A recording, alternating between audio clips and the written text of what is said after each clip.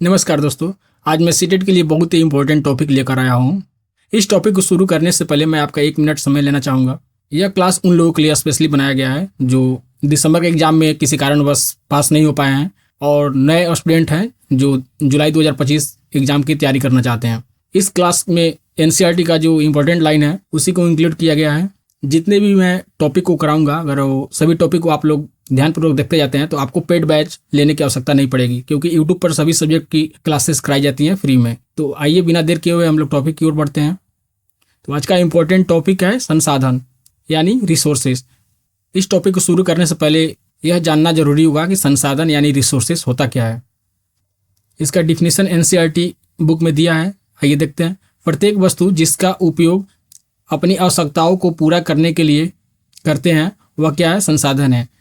यानी आसान भाषा में हम समझें तो संसार में जितनी भी चीज़ें दिखाई दे रही हैं, अगर उस चीज़ को हम लोग उपयोग करते हैं अपनी आवश्यकताओं को पूरा करने के लिए, वो सभी चीज़ें क्या होंगी? संसाधन होंगी, यानी रिसोर्सेस होगी। जैसे कपड़े, बर्तन, अनाज, कंघा, शहद की बोतलें, किताबें, पाठ्य पुस्तक, सब्जियां, यहाँ तक कि मनुष्य भी, ये सभी क्या है? संसाधन होंगे। मनुष्य संसाधन कैसे होगा इसको हम लोग नेक्स्ट स्लाइड में देखेंगे। तो इस तरह से संसार में जितनी भी चीज़ें हैं उन सभी को हम अपनी आवश्यकताओं को पूरा करने के लिए उपयोग करते हैं, तो वो क्या होगा? संसाधन होगा। अब यहाँ पर बात आती है कि कोई भी वस्तु होती है वह संसाधन कैसे बनती है। तो यहाँ पे एनसीईआरटी बुक में बताया गया है कि वस्तुएं उस समय संसाधन बनती है जब उनका कोई मूल्य यानी उसका वैल्यू होता है। इसका प्रयोग और इसकी उपयोगिता जो होती है इसे मूल्य प्रदान करते हैं, यानी इसका वैल्यू प्रदान करते हैं, और सभी संसाधन इस तरह से मूल्यवान हो जाते हैं। आइए इस चीज़ को हम लोग और अच्छी तरीके से सीखते हैं। हमारे आसपास ऐसी बहुत सारी वस्तुएं होती हैं, इनमें से किसी का आर्थिक मूल्य होता है और किसी का नहीं होता है। जैसे धातु की बात करें तो धातु का आर्थिक मूल्य यहाँ पे होता है, और किसी दृश्य को हम लोग देख रहे हैं, किसी चीज़ को हम लोग देख रहे हैं, उसका आर्थिक मूल्य नहीं होता है, फिर भी यह संसाधन ही कहलाता है। इसके अलावा ऐसे बहुत सारे संसाधन होते हैं जिनका आर्थिक मूल्य अभी के समय में नहीं है, लेकिन आगे चलकर वे आर्थिक रूप से मूल्यवान हो जाते हैं। जैसे घरेलू जो हम लोग नुस्खे उपयोग करते हैं, यानी दादी के नुस्खे, अभी इनका कोई वैल्यू नहीं है, और समय के साथ इन नुस्खों का हम पेटेंट करवा लेते हैं तो इन नुस्खों का आर्थिक मूल्य भी हो जाता है। अब पेटेंट क्या होता है, आइए समझते हैं। किसी व्यक्ति का कोई विचार है या उस व्यक्ति का अगर कोई आविष्कार कर रहा है तो उस विचार या आविष्कार पर उसका एकमात्र अधिकार से होता है। तो आइए नेक्स्ट स्लाइड पर चलते हैं। आइए देखते हैं यहाँ पे कोई भी पदार्थ जो होती है वह संसाधन कब कहलाती है। समय और प्रौद्योगिकी के कारण अगर किसी पदार्थ को हम लोग अपनी आवश्यकताओं को पूरा करने के लिए अगर बना लेते हैं तो उस चीज़ को हम लोग क्या कहेंगे? संसाधन कहेंगे। आइए इसे एग्जाम्पल के माध्यम से समझते हैं। जैसे मान लीजिए हमारे पास कोई पदार्थ है अयस्क, ठीक है। यह तब तक संसाधन नहीं कहलाएगी जब तक इस अयस्क से हम लोग धातु की प्राप्ति नहीं कर लें। आइए इस लाइन को देखते हैं। लोग स्वयं ही सबसे महत्वपूर्ण संसाधन है। लोग कैसे संसाधन है? क्योंकि लोगों के विचार, ज्ञान, आविष्कार और खोज ही हैं जिससे और अधिक संसाधनों की रचना होती है। इस कारण से मनुष्य को महत्वपूर्ण संसाधन माना जाता है, और मनुष्य के द्वारा जितने भी आविष्कार होते हैं उस आविष्कारों से दूसरे आविष्कार भी जुड़े रहते हैं, होते रहते हैं। जैसे अगर आग की खोज होती है तो आग की खोज से खाना बनाने की पद्धति का विकास होता है, और खाना बनाने की पद्धति के अलावा बहुत सारे प्रक्रियाओं का भी इससे प्रचलन होने लगता है। उसके बाद में अगर पहिए का आविष्कार होता है तो पहिए का आविष्कार से क्या होता है? परिवहन की नवीनतम विधियों का भी विकास होने लगता है, और विकास होते होते अभी आप देख सकते हैं कि वर्तमान में क्या चल रहे हैं। जल विद्युत की बात कर लें, यहाँ पे देख सकते हैं आप, जल को नदी पर बांध बनाकर रोका गया है और इससे जल विद्युत तैयार किया जा रहा है। तो जल विद्युत बनाने में जो प्रौद्योगिकी का इस्तेमाल किया गया है उससे नदी में बहते हुए जल से ऊर्जा यहाँ पे उत्पन्न की जा रही है। यहाँ पे एक चीज बार बार आ रही है, प्रौद्योगिकी। तो आखिर यह क्या होती है, आइए इसे भी देख लेते हैं। किसी कौशल को करने अथवा वस्तु बनाने में नवीनतम ज्ञान का प्रयोग क्या कहलाता है? प्रौद्योगिकी कहलाता है। यानी मनुष्य का कोई काम करने का स्किल है, कौशल है, और उस नवीनतम ज्ञान का प्रयोग कर बहुत सारे आविष्कार करने लगता है, तो क्या हो गया? हमारा प्रौद्योगिकी कहलाता है। ठीक है, इतना तक कोई दिक्कत? आप लोग कमेंट करके बताइए तो हम लोग आगे चलते हैं। ये आप लोग जितने भी पॉइंट देख रहे हैं ये सभी पॉइंट आपको पेड बैच में देखने को मिलेगा। और मैंने कोशिश किया हुआ है कि एनसीईआरटी का जितने भी इंपॉर्टेंट लाइन है जो परीक्षा में बार बार रिपीट किए जाते हैं और पूछे जाने की जो संभावना है, उस सभी चीज़ों को यहाँ पे इंक्लूड किया गया है। इसमें एनसीईआरटी का बाहर कुछ भी नहीं है, केवल आपको उसी तथ्य को सामने लाया गया है जो आपको परीक्षा में पूछा जाएगा। तो संसाधन चैप्टर से आपको एक भी प्रश्न बाहर से नहीं पूछा जाएगा, 100% आपको यहीं से प्रश्न आएगा, क्योंकि इसमें से आपको एक भी लाइन नहीं छोड़ा गया है। तो जो भी लोग सीटेड 2025 का तैयारी करना चाहते हैं, जुलाई वाला सेशन, तो आप लोग क्लास को पूरा देखें और कमेंट करके बताएं कि आप लोगों को क्लास कैसा लगा। आइए अगला स्लाइड पर चलते हैं और बाकी चीज़ों को वहाँ पे समझते हैं। इस चैप्टर का महत्वपूर्ण चीज़ें अब स्टार्ट हो रही है, तो आप लोग ध्यानपूर्वक देखिए। हम लोग संसाधन के बारे में समझ लिए, अब उसके प्रकार के बारे में समझते हैं कि कितने प्रकार के संसाधन होते हैं। जनरली संसाधन जो होते हैं 3 प्रकार के होते हैं, ठीक है। पहला प्राकृतिक संसाधन, दूसरा मानव निर्मित संसाधन और तीसरा हो गया स्वयं मानव संसाधन। यहाँ पे दूसरा और तीसरा यानी मानव निर्मित और मानव संसाधन का कोई पार्ट नहीं है, लेकिन प्राकृतिक संसाधन का इतने सारे पार्ट आप जो देख रहे हैं ये सभी इसी में आएंगे, प्राकृतिक संसाधन में ही। तो इस चीज़ को आप लोग यहाँ पे बारीकी से समझिएगा। थोड़ा सा भी ध्यान इधर उधर हुआ तो आपको चीज़ें समझ में नहीं आएंगी और परीक्षा में जब प्रश्न पूछे जाएंगे तो आपसे छूट जाएगी। आइए इसको हम लोग बारीकी से समझते हैं। तो इस तरह से पहला जो हमारा प्राकृतिक संसाधन है, इसको भी हम लोग 4 पार्ट में डिवाइड करते हैं, 1, 2, 3 एंड 4। इसका एक्सप्लेन हम लोग अगले पेज पर करेंगे, पहले यहाँ पे समझ लीजिए। पहला में क्या होगा, विकास एवं प्रयोग के स्तर के आधार पे। दूसरा हो गया उद्गम एवं उत्पत्ति के आधार पे। तीसरा हो गया भंडारण के आधार पे और चौथा हो गया वितरण के आधार पे। और ये प्राकृतिक संसाधन के जितने भी प्रकार हैं, इन सभी के भी 2-2 और उप प्रकार हुए। इसलिए मैं बोल रहा था कि आप लोग यहाँ पे ध्यान से देख लीजिए, उसके बाद हम लोग इसका एक्सप्लेन करेंगे। विकास एवं प्रयोग के स्तर पे आधार पे बात करें तो ये क्या हो गया, वास्तविक संसाधन और संभाव्य संसाधन। उद्गम एवं उत्पत्ति के आधार पर बात करें तो अजैव संसाधन, जैव संसाधन। भंडारण के आधार पर बात करें तो उसका हो गया नवीकरणीय संसाधन और नवीकरणीय संसाधन। वितरण के आधार पर बात करें तो इसका हो गया सर्वव्यापक और स्थानिक। इतने सारे प्रश्न बनते हैं यहाँ से, और इससे कम से कम आपको एक प्रश्न तो आपको जरूर परीक्षा में देखने को मिल जाता है प्रत्येक साल। और ये मानव निर्मित और मानव संसाधन जो है इसका कोई प्रकार नहीं है, इसको हम लोग सबसे लास्ट में देखेंगे। तो इस पेज का आप लोग स्क्रीनशॉट कर लीजिए, नहीं तो ये सभी यहाँ पे कंफ्यूजन हो जाएगा कि कौन से किस में आता है। अब चलिए अगले पेज पर चलते हैं और इन चीज़ों को हम लोग बारीकी से समझते हैं। ध्यान रखिएगा, सबसे पहले हम लोग प्राकृतिक संसाधन के बारे में बात करेंगे और इसके बाद में मानव निर्मित संसाधन और लास्ट में हम लोग मानव संसाधन के बारे में बात करेंगे। यहाँ पे कंफ्यूजन मत होइएगा। और प्राकृतिक संसाधन में भी सबसे पहले हम लोग विकास एवं प्रयोग का स्तर, दूसरा उद्गम एवं उत्पत्ति, तीसरा भंडारण और चौथा वितरण के हिसाब से चलेंगे। जैसे जैसे यहाँ पे डायग्राम दिया गया उसी के हिसाब से हम लोग एक्सप्लेन करते हुए चलेंगे। चलिए नेक्स्ट स्लाइड पे चलते हैं, वहाँ पे हम लोग बात करेंगे। यहाँ पे देख लिए संसाधन के प्रकार दिए हुए हैं, अब कंफ्यूजन यहाँ पे नहीं होना है। संसाधन के क्या प्रकार होते हैं यहाँ पे देखिए, एनसीईआरटी लाइन में दिया गया है। ये सामान्यतः संसाधनों को प्राकृतिक, मानव निर्मित और मानव में वर्गीकृत किया गया है। अभी हम लोग जस्ट देखे थे, आइए पिछला साइड पे देख लेते हैं। प्राकृतिक संसाधन, मानव निर्मित और मानव संसाधन में वर्गीकृत किया गया है। अब हम लोग प्राकृतिक जो संसाधन है इसके बारे में सबसे पहले बात कर लेते हैं, ठीक है। यहाँ पे कंफ्यूजन नहीं होना है आपको। मानव निर्मित और मानव को हम लोग बाद में देखेंगे लास्ट में। जो संसाधन प्रकृति से डायरेक्ट प्राप्त होते हैं और उसे अधिक संशोधन के बिना डायरेक्ट हम लोग उपयोग में ला लेते हैं, उसे हम लोग प्राकृतिक संसाधन कहते हैं, ठीक है। जैसे वायु, जिसमें हम लोग सांस लेते हैं, हमारी जो नदियाँ होती हैं, झीलें जी होती हैं, उसका जल हो गया, मृदा, खनिज, ये सभी क्या है, प्राकृतिक संसाधन है। क्योंकि ये जितने भी चीजें हैं प्रकृति के द्वारा उत्पन्न की गई है, उसमें मानव का कोई रोल नहीं है।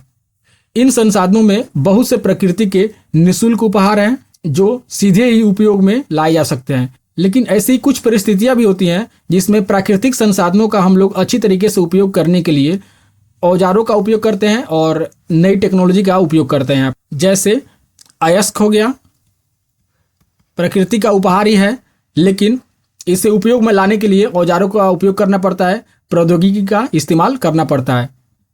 आइए हम बात कर लेते हैं प्राकृतिक संसाधनों का वर्गीकरण के बारे में, ठीक है। अब वर्गीकरण यहाँ पे हम लोग करते हैं 4 पार्ट में। पहला हो गया, दूसरा हो गया, तीसरा हो गया, ये चौथा हो गया। अभी हम लोग बात किए थे, आइए पिछला स्लाइड पे देखते हैं। 4 भाग कौन कौन सा हो गया, पहला, दूसरा, तीसरा और चौथा, यहाँ तक हम लोग आ गए। और ये जो 4 पार्ट हैं उसका भी हम लोग उप पार्ट यहाँ पे करते हुए आगे बढ़ेंगे। चलिए अब आइए नेक्स्ट स्लाइड पे चलते हैं, वहाँ पे चीज़ों को समझते हैं। तो सबसे पहले हम लोग विकास एवं प्रयोग के स्तर के आधार पर देख लेते हैं, उसके बाद में ये बाकी चीज़ें। आइए अगला स्लाइड पे। पहला हो गया हमारा विकास एवं प्रयोग के आधार पर, ठीक है।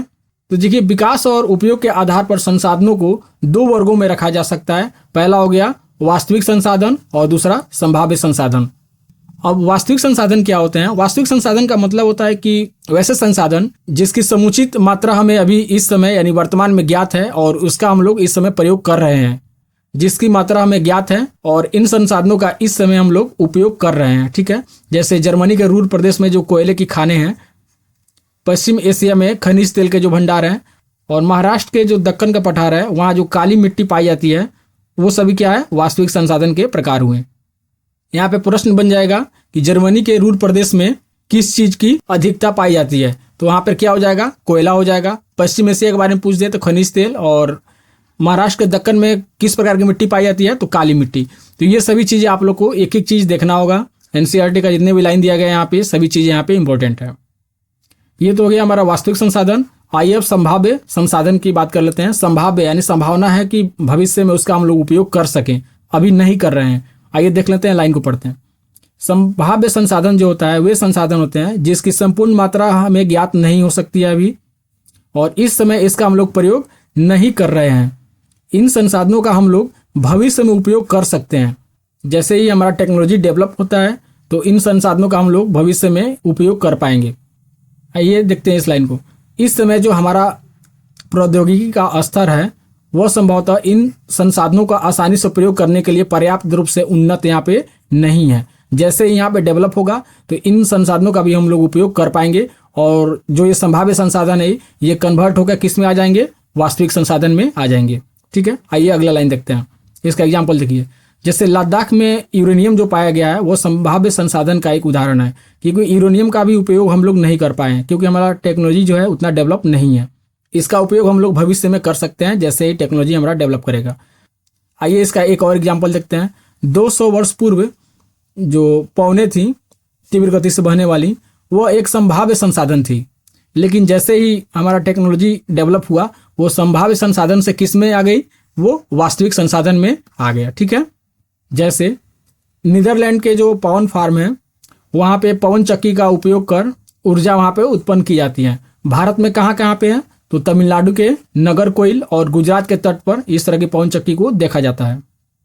तो इस तरह से वास्तविक संसाधन हो गया जिसकी संपूर्ण मात्रा हमें ज्ञात है और इस समय इसका हम लोग प्रयोग कर रहे हैं, और संभाव्य संसाधन हो गया इस समय इसकी मात्रा हमें ज्ञात नहीं है, इसका हम लोग उपयोग अभी नहीं कर रहे हैं, भविष्य में कर सकते हैं, लेकिन जैसे ही भविष्य में इस चीज़ को हम लोग उपयोग कर पाएंगे वो वास्तविक संसाधन में आ जाएगा। चलिए अगला स्लाइड देखते हैं। अब हमारा ये दूसरा हो गया प्राकृतिक संसाधन का दूसरा पार्ट हुआ, उत्पत्ति के आधार पर प्राकृतिक संसाधन। इसको भी हम लोग 2 पार्ट में तोड़ देते हैं, ठीक है। पहला हो गया अजैव संसाधन, अजैव जिसमें जीवन नहीं हो यानी निर्जीव वस्तुएं, और यहाँ पे दूसरा हो गया जैव संसाधन यानी जिसमें जीवन हो यानी सजीव। तो इसमें एग्जाम्पल क्या हो जाएगा? पौधे, जीव जंतु, ये सभी चीजें क्या होंगी? जैव संसाधन में आ जाएंगी। और अजैव में क्या होगा? मृदा हो गया, चट्टान हो गया, खनिज हो गया, ये सभी क्या हो गया? अजैव संसाधन में। इसमें कुछ नहीं है, इसमें हम लोग ज्यादा समय नहीं देंगे। चलिए अगला स्लाइड देखते हैं। तीसरा हमारा प्रकार हो गया भंडारण के आधार पर प्राकृतिक संसाधन। सर ठीक है, ये सभी प्राकृतिक संसाधन है। अब भंडारण के आधार पर भी इसको हम लोग 2 पार्ट में डिवाइड कर लेते हैं, ठीक है। पहला हो गया नवीकरणीय, दूसरा हो गया अनवीकरणीय। नवीकरणीय का मतलब हो गया कि जो हम लोग संसाधन उपयोग कर लेते हैं वह शीघ्रता से हमें पुनः प्राप्त हो जाता है। अनवीकरणीय का मतलब हो गया यानी जो संसाधन हम लोग उपयोग कर लेते हैं वह शीघ्रता से हमें प्राप्त नहीं होते हैं, बल्कि उसे प्राप्त होने में हजारों लाखों वर्ष का समय लग जाता है। आइए इसे एनसीईआरटी की बुक में कैसे दिया गया है इस चीज को हम लोग देख लेते हैं, क्योंकि एनसीईआरटी का लाइन आपको उठाकर ऐसे ही दे दिया जाएगा सेम टू सेम, तो इस चीज को आप लोग देखना होगा। नवीकरणीय संसाधन वे संसाधन है जो शीघ्रता से नवीकृत यानी पुनः पूरित हो जाते हैं। इनमें से कुछ असीमित हैं और उन पर मानवीय क्रियाओं का प्रभाव नहीं होता है। अगर एग्जाम्पल देखें तो सौर ऊर्जा हो गया, पवन ऊर्जा हो गया, ये सभी क्या है? नवीकरणीय संसाधन के उदाहरण हो गया। लेकिन इसी नवीकरणीय संसाधन में कुछ ऐसे संसाधन भी हैं जिसका हमें सावधानीपूर्वक इस्तेमाल करना होगा, जैसे जल, मृदा, वन। इन चीज़ों का हम लोग अगर लापरवाही से उपयोग करते हैं तो उसका भंडारण क्या होगा। जैसे अगर जल की बात करें तो जल असीमित नवीकरणीय संसाधन प्रतीत होता है, लेकिन फिर भी पृथ्वी पर बहुत सारे क्षेत्रों में जल की कमी पाई जाती है, जो आज विश्व के बहुत सारे भागों में एक समस्या बनकर उत्पन्न हो गई है। इस प्रकार जल जो है नवीकरणीय संसाधन है, लेकिन इसका हम लोग को सावधानी पूर्वक इस्तेमाल करना होगा। अब आइए अनवीकरणीय संसाधन की बात कर लेते हैं। अनवीकरणीय संसाधन वे संसाधन है जिसका भंडार क्या है, सीमित है, और भंडारण का एक बार समाप्त हो जाने के बाद उसे नवीकृत यानी दोबारा बनने में हजारों वर्ष या लाखों वर्ष लग सकते हैं, और यह जो अवधि होती है मानव जीवन की अवधि से बहुत अधिक है, इसलिए इसे अनवीकरणीय संसाधन कहा जाता है। जैसे कोयला हो गया, पेट्रोलियम हो गया, प्राकृतिक गैस हो गया, ये सभी अनवीकरणीय संसाधन होते हैं। एग्जामिनेशन में बहुत बार पूछे गए ये सब प्रश्न। आइए अब चौथा देख लेते हैं। चौथा हो गया हमारा वितरण के आधार पे। इसको भी हम लोग दो भागों में बांट लेते हैं, ठीक है। पहला हो गया हमारा सर्वव्यापक यानी सभी जगह मौजूद है, और दूसरा हो गया हमारा स्थानिक यानी किसी पार्टिकुलर जगह पे मौजूद है। आइए यहाँ पे समझते हैं इसे। पहला हो गया इसका, जो संसाधन सभी जगह पाए जाते हैं, जैसे हवा हो गया, जल हो गया, भूमि हो गया, ये सभी क्या है, सर्वव्यापक यानी पृथ्वी के सभी जगहों पर सभी क्षेत्रों पर पाए जाते हैं। लेकिन बहुत सारे ऐसे संसाधन हैं जो कुछ निश्चित स्थानों पर ही पाए जाते हैं, इसलिए इसे स्थानिक कहते हैं, स्थान विशेष पर पाए जाते हैं। जैसे तांबा हो गया, लौह अयस्क हो गया, यह पृथ्वी के सभी जगहों पर नहीं पाया जाता है, यह किसी पार्टिकुलर जगहों पर ही पाया जाता है। अब यहाँ पे प्रश्न कैसे पूछ सकेगा, तो इस तरह से यहाँ पे आपको प्रश्न पूछ सकता है कि वायु, जल और मृदा जो होती है कौन सा संसाधन हुआ, तो ये हो गया हमारा सर्वव्यापक, ठीक है। लेकिन कोयला, तांबा, लोहा, सोना, ये जितने भी होते हैं यह किस में हो गया, यह हो गया स्थानिक संसाधन, ठीक है। आइए अब अगला स्लाइड पे चलते हैं। तो इस तरह से हम लोग विकास और प्रयोग के स्तर, उद्गम एवं उत्पत्ति, भंडार और लास्ट में हम लोग वितरण देख लिए हैं, जो सर्वव्यापक और स्थानिक हम लोग ये सभी चीजें देख ली हैं। अब हमारा प्राकृतिक संसाधन यहाँ पे समाप्त हो चुका है। अब हम लोग देखेंगे मानव निर्मित संसाधन और मानव संसाधन। आइए अब दूसरा देख लेते हैं, उसके बाद में तीसरा देखेंगे। इसका कोई पार्ट नहीं है, सिंगल है, थोड़ा क्लास बचा हुआ है, इसको आप लोग देखिए। यह हो गया हमारा दूसरा मानव निर्मित संसाधन, यानी मानव के द्वारा जो निर्मित किया गया है वो संसाधन की बात यहाँ पे की जा रही है। कभी कभी प्राकृतिक पदार्थ जो होते हैं उस समय संसाधन बन जाते हैं जब उसका वास्तविक जो रूप होता है, मूल रूप जो होता है उसका बदल दिया जाता है। जैसे लौह अयस्क उस समय तक संसाधन नहीं था जब तक लोगों ने इसे लोहा बनाना नहीं सीखा था, लेकिन जैसे ही उस अयस्क से लोहा बनाना मनुष्य ने सीख लिया तो वह क्या हो गया, संसाधन में कन्वर्ट हो गया। और इस संसाधन का उपयोग कैसे किया जाता है, तो पुल बनाने में, सड़क बनाने में, मशीन बनाने में, वाहन बनाने में, और इसके अलावा बहुत सारी चीज़ों को बनाने में किया जाता है। इस प्रकार यह मानव के द्वारा बनाई गई है, तो इसलिए यह मानव निर्मित संसाधन के नाम से जाना जाता है। और इस तरह से यह तीसरा हुआ मानव संसाधन। लोग ज़्यादा से ज़्यादा संसाधन बनाने के लिए प्रकृति का सबसे अच्छा उपयोग तभी कर सकते हैं जब उनके पास ऐसा करने का ज्ञान, कौशल यानी स्किल और प्रौद्योगिकी का उपलब्धता हो। अगर ये सारी चीज़ें मनुष्य के पास होती है, मनुष्य को हम लोग क्या बोल सकते हैं, एक संसाधन बोल सकते हैं, वो भी एक विशेष प्रकार का संसाधन, ठीक है। वहीं दूसरों की बात करें तो शिक्षा जो होती है, स्वास्थ्य होती है, लोगों को बहुमूल्य संसाधन बनाने में मदद करती है, ठीक है। अधिक संसाधनों के निर्माण में समर्थ होने के लिए लोगों के कौशल में सुधार करना मानव विकास संसाधन कहलाता है। अब बात आती है संसाधन के बारे में, हम लोग तो देख लिया हुआ है। अब इस संसाधन का संरक्षण क्या होता है, संसाधन संरक्षण क्या होता है, आइए इसको हम लोग देख लेते हैं थोड़ा सा। यह आइए इससे पहले देखते हैं संसाधनों का सतर्कतापूर्वक उपयोग करना और उसे नवीकरण के लिए समय देना, यानी दोबारा बनने के लिए समय देना संसाधन संरक्षण कहलाता है।